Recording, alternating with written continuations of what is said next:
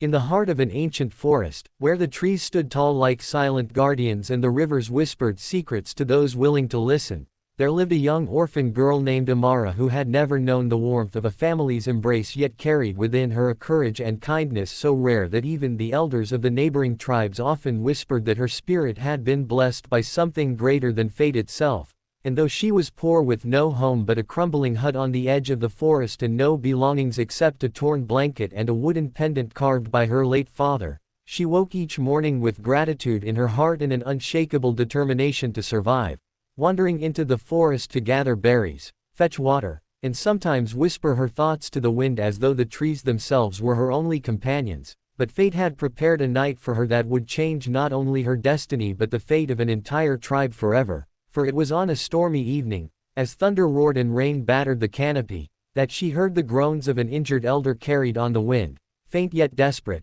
and though fear pricked at her skin she followed the sound deeper into the forest until she stumbled upon an old native elder lying beneath a fallen branch, his breath shallow, his eyes dim with exhaustion, and his clothes torn with mud and blood, and Amara, though fragile and young, pressed her small shoulder against the heavy log with all the strength her body could summon, crying and pushing until at last it rolled away, and with trembling hands she tore her blanket in half to bind his wounds, whispering soothing words though she herself had never received such comfort, staying by his side through the storm, feeding him water from her hands, and refusing to leave even when the night grew colder, for she felt in her heart that his life mattered as much as her own, and perhaps more, because he was someone's father, someone's teacher, someone's guide, and though she knew nothing of who he truly was she believed he deserved to see another sunrise, and so she kept watch through the long night, singing softly to keep him awake, fanning him when fever struck, and praying silently to the heavens above that they might lend her enough strength to protect this frail soul from the grasp of death.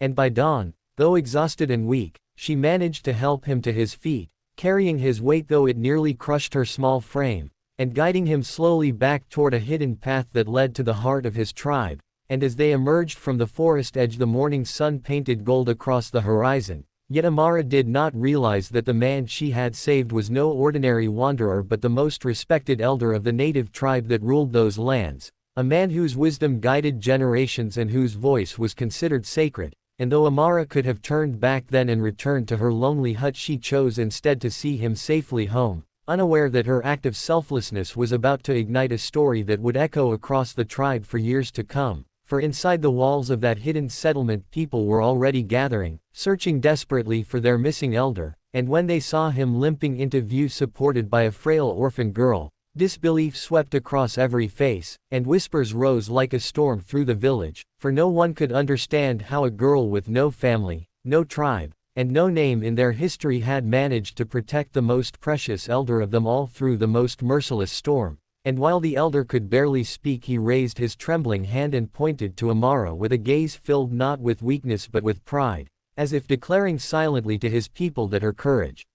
was the reason he still lived. And though Amara, shy and weary, bowed her head and wished to slip away unseen, the elder's grip tightened on her wrist, silently asking her to stay. And in that moment, though she did not yet know it, her life was about to transform forever, for the tribe would awaken the next day with hearts divided, some ready to honor her as a savior, others doubting her worth, and the decision they would make would be one no one, not even Amara herself, could have imagined. But as the first chapter of her story closes, remember this: sometimes it is the smallest, most forgotten soul that carries within them the power to move mountains, and just as Amara saved the elder that night, may this story remind us that your kindness, too, can save someone when they least expect it. So if you believe in the power of courage, compassion, and hope, don't forget to subscribe to this channel, because together we can keep alive stories that inspire hearts across the world.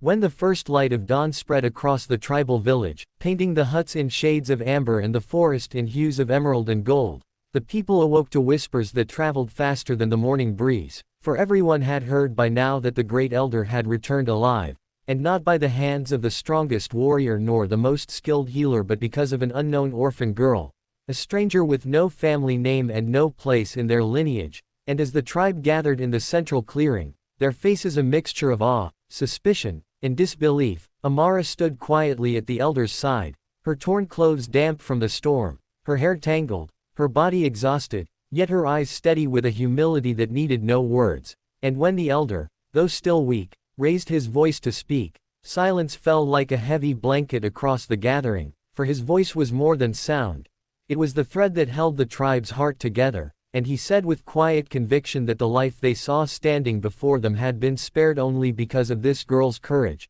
her sacrifice, and her unwavering compassion, and that without her he would now be nothing more than a memory carried by the wind. And though some bowed their heads in respect, many others exchanged doubtful glances, for in their traditions salvation came from warriors, not from nameless orphans, and in their pride they struggled to accept that their greatest guide had been rescued not by strength of arms but by the fragile hands of a child. And so murmurs rose, some saying she should be honored, others warning that outsiders brought only misfortune, and a few even suggesting that perhaps her presence in the forest was no accident at all but a sign from the spirits. And as the debate swelled like a rising tide, Amara stood still, her heart pounding, wondering if she had made a mistake in staying. But the elder, sensing her fear, took her hand in his weathered palm and declared before them all that this girl was now under his protection, that the spirits had sent her in his darkest hour, and that to dishonor her would be to dishonor the will of the heavens themselves. Yet even such words, powerful as they were, could not fully silence the divided voices, for by nightfall the tribe split into two camps, those who believed Amara was a gift sent to them, and those who feared she would bring ruin. And so the following day, in a ritual unseen for generations, the council of warriors and seers gathered to decide her fate. A circle of fire built at the center of the village where truth was sought and destinies revealed, and Amara, though trembling inside, stepped forward with quiet dignity, unprepared for the weight of so many eyes upon her, while the elder sat behind her, his strength slowly returning but his faith in her unwavering, and the leader of the warriors demanded that she explain why she, a girl with no tribe, had wandered the stormy forest that night. And though the question was sharp, Amara's answer was soft yet steady, for she said that she had no family but the forest, no protector but her own spirit, and that when she heard the cry of someone in need, she could not ignore it, for life was sacred, whether it belonged to the smallest creature or the greatest elder. And her words, though simple, carried a weight that silenced even the most skeptical voices for a moment. And in that silence a seer stepped forward, an old woman with eyes clouded by time but vision sharper than any blade. And she spoke of a dream she had seen long ago, of a child of no name who would come when the tribe faced darkness, who would bind their divisions not with power but with compassion. And as she pointed her gnarled finger toward Amara, a shiver ran through the crowd, for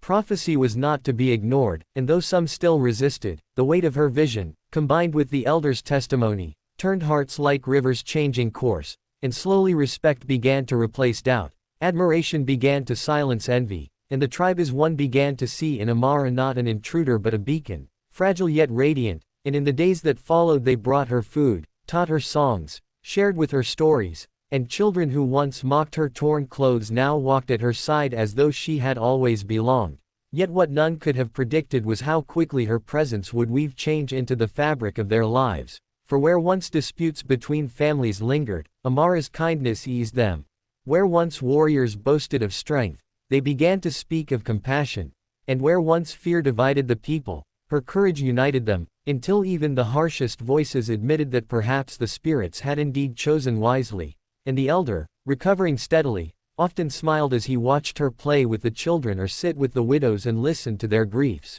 For he knew that in saving him, she had saved more than a life. She had awakened a forgotten truth in his people, that the strength of a tribe is not measured by bloodlines or weapons but by the compassion they show to the weakest among them. And though Amara herself never sought glory, her story began to ripple beyond the forest, carried by travelers and whispered in neighboring villages, until strangers came to see the orphan girl who had saved an elder and changed the heart of a tribe. And with each retelling the story grew not as a tale of survival but as a reminder that greatness often hides in the most unexpected souls. And so, as the seasons turned and the forest bloomed anew, Amara no longer walked alone, for she had found in the tribe not only a home but a family who cherished her. And though she remained humble, the people would often look upon her and remember the stormy night when an orphan girl chose to save instead of abandon. And from that choice blossomed a legacy of unity and hope that even time itself would not erase. And dear listener, as you breathe in this tale, remember that your actions, no matter how small they seem, can change the lives of others in ways you may never imagine. So hold courage in your heart,